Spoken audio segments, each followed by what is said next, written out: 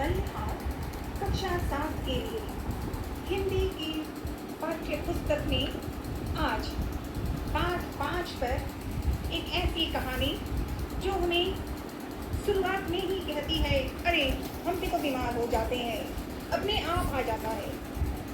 तो आज इस कहानी को सरल में सीख कर अपने जीवन को बीमारियों से दूर रहेंगे, यही प्रयास। तो शुरू करते हैं। नहीं होना चाहिए ऐसी कहानी, कक्षा 7 यानी क्लास 7 में पाठ 5 है। ये 5 नहीं होना बीमार। इस कहानी के ऐसी प्यारी कहानियां हैं जो वाकई में कभी हंसी भी आती है और कभी लगता है हाँ भाई कैसी बीमारी हो जाती है, या किसी और को बीमार देखते ही मन में सवाल आ जाते हैं, इलाज का उपाय होना शुरू करते हैं। और इस कहानी को पढ़कर वास्तव में जीवन में ये सिखाना बहुत सही होगा कि नहीं होना बीमार। तो लेखक जी के परिचय के बाद कहानी। स्वयं प्रकाश हिंदी के महान लेखक, साहित्यकार, जीवन के बारे में कैसी बातें, कैसा उपाय बड़ों के दिलों को छू जाने वाली बात है। और विशेष तौर पर बच्चों के लिए उनकी कहानियाँ बच्चों के लिए सबसे ज़्यादा प्यारी होती है। जब हिंदी भी सीख रहे हैं और बीमारी का उपाय भी। तो स्वयं प्रकाश जी ने यहाँ लिखी है मनन प्रयास। उनका अपना परिचय, लेखक जी का परिचय। उनका जन्म 1947 को हुआ और 2019 को उनका देहांत हुआ। पर उनकी रचनाएं, उनकी कहानियाँ, उनका लेखक के ऊपर जीने का ऐसा द्वार चमक रहा है कि उन्होंने सबको तैयार कर दिया है, तैयार करते रहेंगे, क्योंकि स्वयं प्रकाश जी ने विशेष तौर पर बच्चों के लिए, बड़ों के लिए आवश्यकता अनुसार चीज़ों को स्वयं जी ने बड़े आदर के साथ लिखा है और हम सब उनको नमन करते हैं। अब जरा से इसी कहानी का संक्षेप में मनन करते हैं। संक्षेप में तो भी नहीं होना बीमार। इस कहानी का सारांश अर्थ संक्षेप में स्वयं प्रकाश जी एक बच्चे की कहानी है, उनके द्वारा लिखी।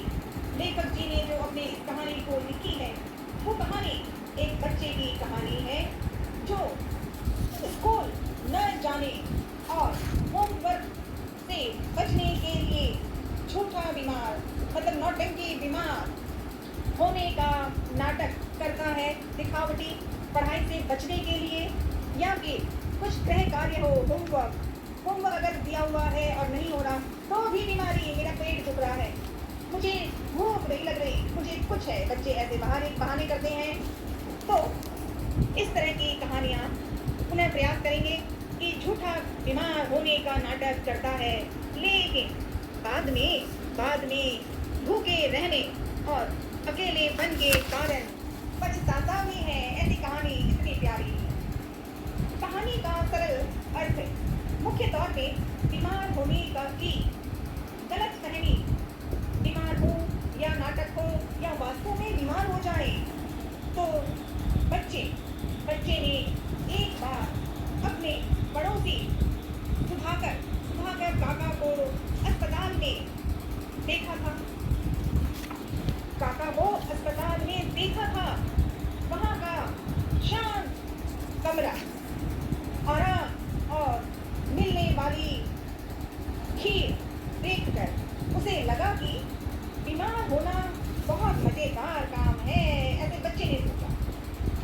तब उसके मन में कई प्रयास आते थे, सवाल आते थे, कई उत्तर भी आते थे और कहीं दिल खुश हो जाता था कि वाह, ऐसा अस्पताल क्या मजेदार है, रहने की जगह अच्छी है, एकदम शांत कमरा है, आराम और मिलने वाली खीर, मिठास वाली खीर भी मिलती है। ये सब चीजें देखकर बच्चे ने अपने मन में विचार किया, बीमार होना बहुत मजेदार, बहुत अच्छा काम है। तो एक दिन जब उसका स्कूल जाने का मन नहीं हुआ और होमवर्क मतलब गृह कार्य भी पूरा नहीं था, तो उसने पेट में दर्द हो रहा है, या फिर सिर दर्द, सर में दर्द हो रहा है, सर में दर्द हो रहा है और तेज बुखार का बहाना बना लिया। बुखार हो रही है, ठंड सी लग रही है, अरे खांसी सी भी हो रही है।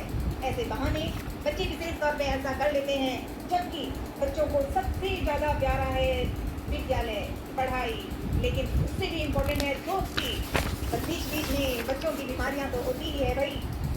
तो घर वालों ने सच मानकर उसकी देखभाल शुरू की, लेकिन नाना नानी ने इलाज के तौर पर उसे पूरा दिन कुछ भी खाने को नहीं दिया। अब नाना नानी ने वैसे सोचा कि पेट गड़बड़ है, पेट में दर्द है, तो अभी कुछ ना खाए तो ही ठीक है। तो आज भी बच्चों को खाना मिला नहीं, उसे पूरा दिन कुछ भी खाने को नहीं दिया। यहाँ तक कि उसकी पसंदीदा चीजें भी नहीं दी। नहीं बीमार हो बच्चे, अभी तुम आराम करो। भूखा रहकर और बिस्तर पर पड़े पड़े वह ऊब गया बच्चा। उसे समझ आ गया कि बीमारी का नाटक करना या झूठ बोलना कोई मजेदार काम नहीं है। ये सब तो भाई बहुत बड़ी सजा है। बच्चे ने ऐसा समझ लिया। अब क्या हुआ, नाना नानी ने तो खाना बंद करवा दिया। बच्चा घबरा गया, बच्चे को भूख भी लगी है क्योंकि नाना नानी ने बंद कर दिया था। अंत में बच्चा कसम खाता है, अपने आप बच्चे ने प्रण किया कि नहीं भाई नहीं, मुझे ये बीमार होने का नाटक नहीं करना है। और बच्चा कसम खाता है कि वह आगे कभी भी स्कूल की छुट्टी के लिए झूठी बीमारी का बहाना नहीं बनाऊंगा, नहीं बनने दूंगा। मैं अपने आप को सुधारूंगा। ये जो मैंने नाटक किया कि होमवर्क भी नहीं, गृह कार्य है नहीं, और शिक्षक ने भी क्या काम दिया होगा, शिक्षिका ने क्या दिया होगा, अच्छा है छुट्टी मान लो, इसलिए बीमारी का बहाना लिया। लेकिन नाना नानी तो चटनी बना दी बच्चे को। लेखक जी ने नहीं होना बीमार एक ऐसा हंसी की बात भी है कि बच्चे ने नाटक किया, लेकिन नाटक के साथ साथ बीमार के जो रोग हैं हमें उसका सावधान रखना चाहिए। एक बच्चे की कहानी है जो स्कूल के गृह कार्य को या फिर कुछ और नाटक करने की इच्छा है कि स्कूल नहीं जाना, गृह कार्य नहीं करना, पढ़ने का मन नहीं है, कुछ भी कारण हो सकता है बच्चों का। वो नाटक है, ठीक है, वो नाटक ऐसा होता है कि मैं बचना चाहता हूँ और मैंने ये सब किया। पर वास्तव में बीमार जो होता है वो सरल नहीं है, वो कठिन है। हमें बीमार का उपाय करना चाहिए। आज की इस कहानी में मुख्य तौर पे हंसी की बातें लिखी बच्चों के द्वारा नाटक में, लेकिन अस्पताल के अपने भ्रम और बाद की परेशानियों से सीखते हैं इस कहानी के द्वारा। स्वस्थ रहना ही सबसे अच्छा है। जीवन सफल होता है जब शरीर स्वस्थ होता है। तो अस्पताल का आकर्षण है बच्चों के द्वारा वास्तव में बीमार ना हो, कोई अस्पताल ना जाए, इसके लिए सही होना जरूरी होगा। शांति, साफ सफाई, मरीजों को मिलने वाले विश्राम व खान पान को देखकर सबको समझ में आता है कि हाँ बीमार है, इलाज की जरूरत है, तो अस्पताल में हो रहा है, इलाज है, जल्दी ठीक हो जाएंगे और अस्पताल से निकल कर घर आएंगे। ये समझदारी है।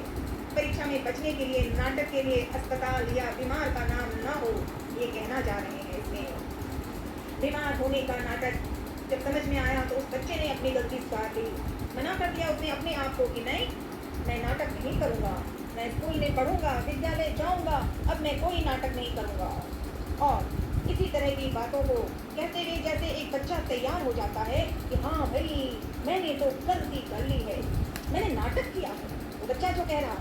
तो नाटक के दौरान मिलने वाला फीका खाना, कड़वा काढ़ा और पाबंदियाँ सबके जीवन को कष्ट कर देती हैं।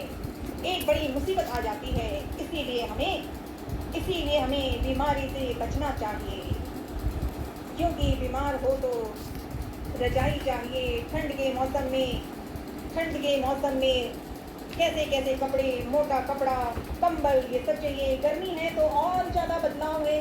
बीमारी तो वैसे ही होगी, चाहे सर्दी हो, गर्मी हो, वर्षा हो, हर चीज़ में तैयार रहना पड़ता है। इसीलिए पहला प्रयास ही यही हो कि बीमार ना हो। शरीर में, पैर में, हाथों में दर्द ना हो, ज़्यादा दिक्कत ना हो। क्योंकि स्वस्थ जीवन ही सफल जीवन बनाता है, निभाता है। इसी कहानी के माध्यम से यही प्रयास मन में आया कि नहीं होना बीमार, अब हमें बीमार नहीं होना और स्वस्थ जीवन, सफल जीवन निभाने का द्वार चमकाना है। तो आज की इस कहानी में नहीं होना बीमार, बड़ी मज़ेदार कहानी, ज्ञानवर्धक कहानी, विषय के रूप में खुद ब खुद अपनी गलतियों को सुधारना, यही है आज की ये कहानी, नहीं होना बीमार। पुनः प्रयास अपने आप को सुधारेंगे और इस पाठ से, कहानी तो पढ़ ली, इस पाठ से, इस कहानी से जैसे ही कविता पढ़ लें, कहानी पढ़ लें या फिर उपन्यास हो उसे पढ़ लें, कुछ भी हो, जिसको भी हम पढ़ते हैं तो जीवन में प्रयोग होना चाहिए।